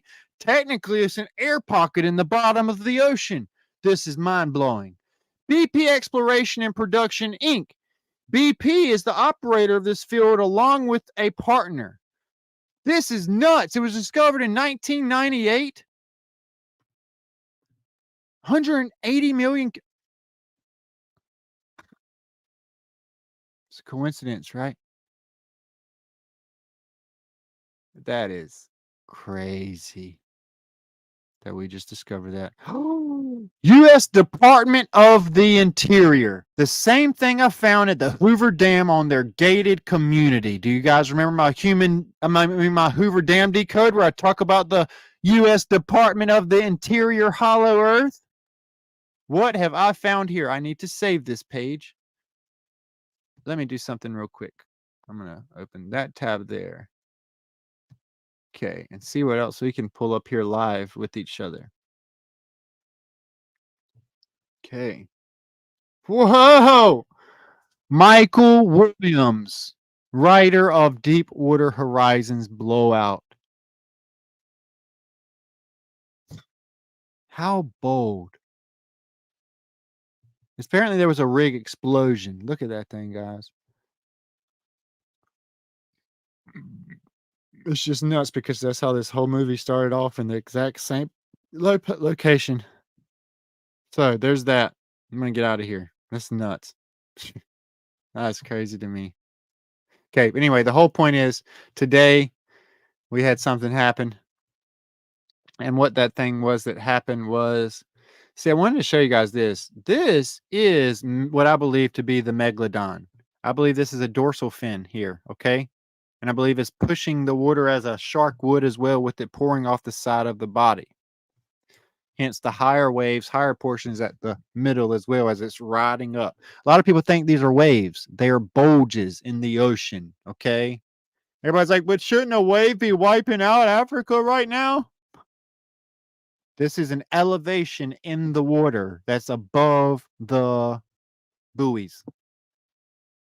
You guys got to stop passing everything off as fake when I've provided way more information than is even needed for this, okay? So I believe this was the Meg that's seen in plain sight with Sharknado and the Kraken films. But you know what I saw in the Bible? It talks word for word about beasts and Nephilim demon spirits coming out of the mouth of the snake. Okay? This is what we talked about this morning. Okay?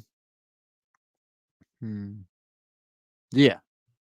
And I saw 3 unclean spirits, demons, disembodied Nephilim spirits, Titan spirits, like frogs, come out of the mouth of the dragon. And that is, once again, the abyss, the belly of the beast. Okay? That's Revelation 16:13.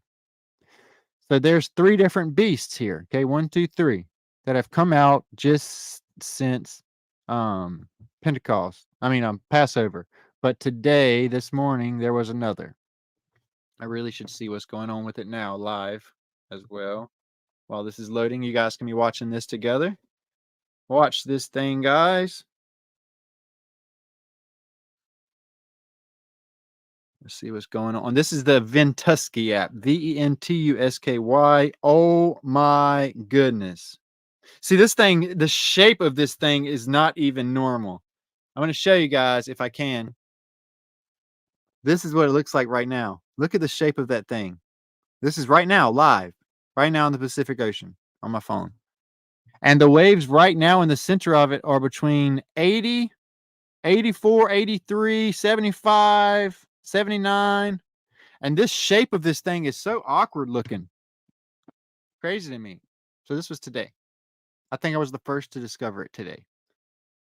And if you don't know who it is, it's the Jormungandr. It's the Earth's serpent who releases his tail and opens an abyss portal that is right here. Right there is the abyssal portal. Okay.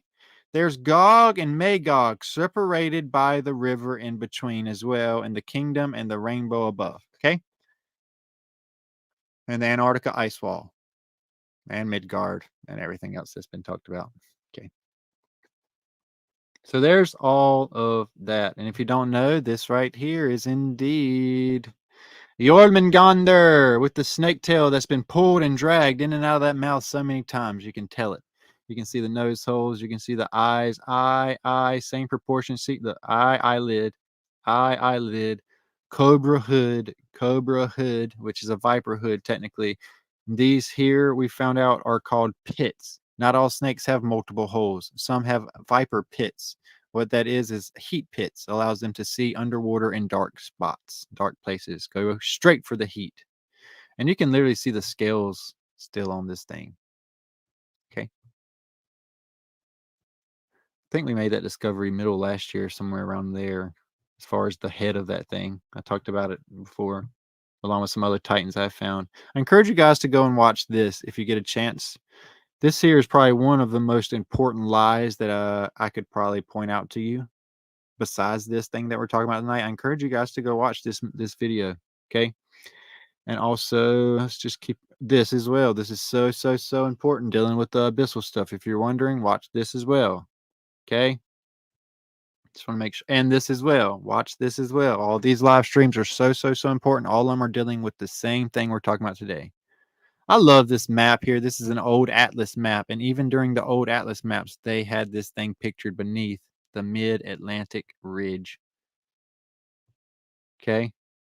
Crazy, right?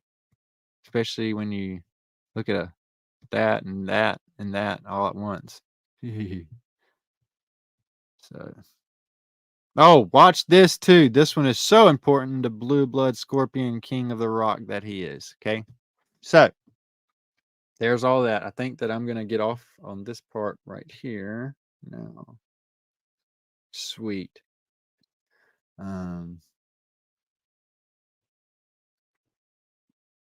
Okay. All right. I got all that closed out. All right. So here we are. Okay. There's all that. I haven't even had my chat box pulled up and I'm so sorry. Okay. Okay.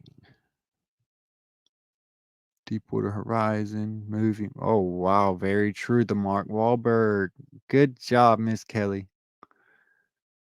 This is what I love to see. That means somebody's paying attention. Thanks. Holy cow. This is what I'm really enjoying, okay? Seeing you guys paying attention, okay? Paying attention. This means you're paying attention, okay?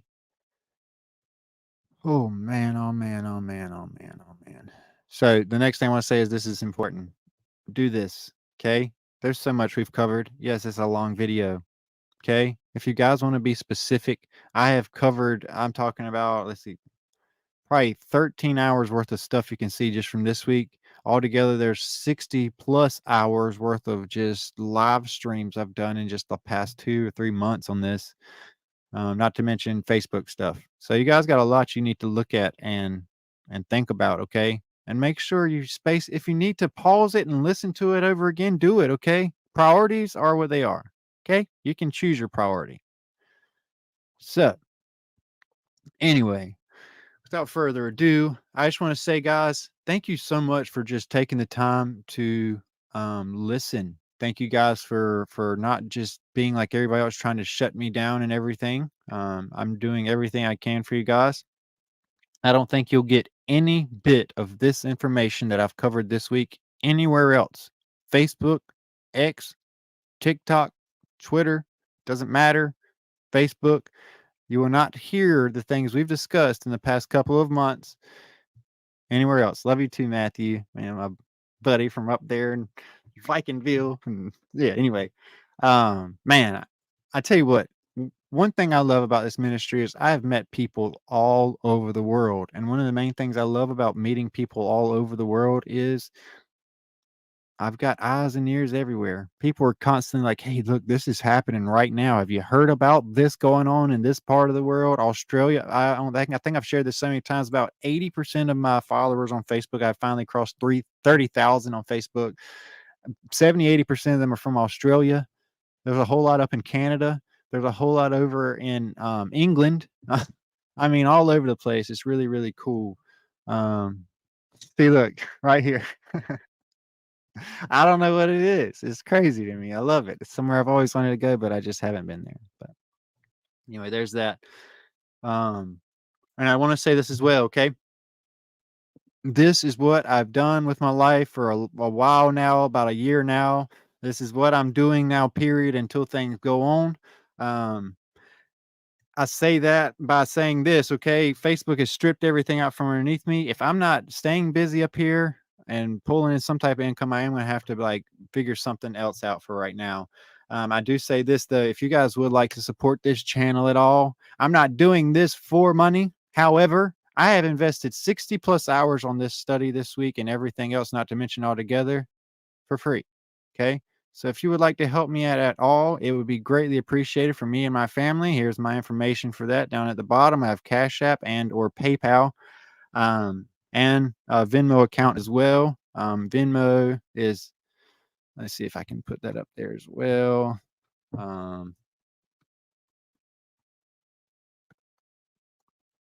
Okay. That is my Venmo account right here. Okay. If you guys would like to donate at all whatsoever, it goes to the ministry. Okay. A lot of this stuff goes recycled back into helping and my travel ministry I have as well, which is starting back up soon with my baptism. Look, I'm going to tell you guys, if the power ever goes down, if the grid shuts down, I am going out and about. Okay. Baptisms, all kinds of stuff all across the United States. I'm going to try my best to do whatever God tells me to do. I want to share something with you pretty cool today, though. I found out. You know all this talk about Jormungandr, right? Jormungandr, the ancient serpent, the dragon, right? Do you know who fights and kills Jormungandr? Well, the one who fights and kills Jormungandr is Thor, if you've been paying attention. Okay? Well, that's important because of this. I was doing some research. Well, I did it a while back, but it's just, I don't know how I hadn't pieced it together yet, but I was doing some research, right? And, what I had found out was I was like, hey, I looked up what my name means. My name means Thor Stone, which is what kills Jormungandr. My name means Thor's Stone, which literally means I kill Jormungandr. I slay the beast. I slay the dragon. Which I don't know. That's crazy to me, but I thought it was a crazy, weird coincidence, right? Another one. So I thought that was pretty cool. So yeah, there's all that. Anyway, I need to get inside now. It was a there's some stuff going on. No trolls, Joe. Let's see what Joe's got going on. You called it a ministry. Do you preach the gospel? This guy does not know very much about me at all here. So I will tell you, buddy, I was a pastor of a false, you got to understand. What do you consider a pastor? Is it somebody that stands up on a false Sabbath Sunday in a temple built by the hands of man with a communion offering plate for money at the front? Tithing is not what you think. And you have to walk underneath an obelisk steeple. Steeple is an obelisk, which is Nimrod's shaft. Through the hole under the shaft, do the math there, into the womb, the belly of the beast, where you indeed worship the false Sabbath and the false Christ being led by the blind, which is why a lot of you guys don't know this stuff. And you're saying, hey, can you just teach grace and peace? Where the blind lead the blind, and the blind think that they're being taught the right thing because they're like, he went to school for this. See, the Sabbath is God's mark, his sign for all eternity. It says it was a forever eternal covenant. The Sabbath shall be their mark, their sign forever. This is why in the 66th day of the year 321, which 3 plus 2 plus 1 is 6 AD, year of the Lord, the 66th day of the year, Constantine changed the Sabbath to Sunday for the venerable day of the sun. That way they can institute the temples again and have false leading teachers. Don't forget, Stephen died going into a temple built by the hands of man and said, God no longer dwells in a temple built by the hands of man. So yes, I did indeed do that part of the ministry you're talking about for 3 years, baptized hundreds and hundreds of people in a church and preached the gospel till I found out it was all a lie. So yeah, I don't recommend trolling in my group though. You'll get kicked very, very quick. So there's all that for you, Joe, which I'm pretty sure somebody's probably already kicked him or something. Anyway, I'm going to get off here. Please get along in the chat box. The thing is this: if you're focusing solely right now on feel good gospel, you need to focus on this verse. Men's hearts will fail them with fear due to lack of understanding and knowledge. So, yeah, go focus on your peace, grace, and love taught in the 501c3 Babylonian worship of the beast. You will not hear any of this there. You're right. You'll hear gospel. Here, you'll hear truth, which is also gospel, which is also the way and the life. So I'm going to get off of here. All right, it's time to ban Mr. Joe from the group. Goodbye, Joe. That is embarrassing, buddy. Okay. Love you guys so much. Like I say, not everyone will accept truth. Not everyone will understand truth. Okay. It says that some will fall on rocky soil and it'll bounce off. Some will fall on some good soil, though, and it'll soak it in and it'll learn and grow. I need you to know this. If this guy was still up here, I'd say this: to whom much is given, much is required. To whom little is given, little is asked.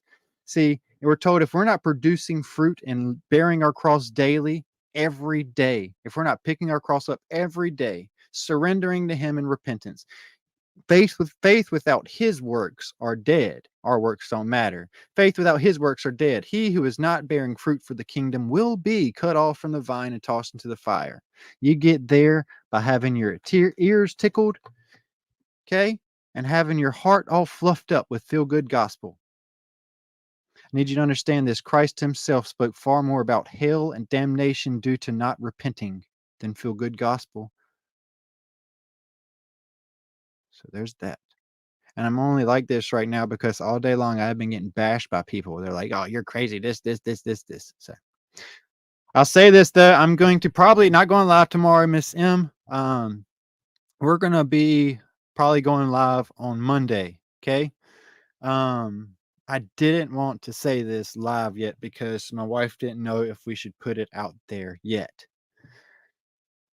Starting Monday, we are going to be starting our journey back out, number one, across North Carolina, and then back across the United States with my family doing baptisms and also everything else involved with my ministry.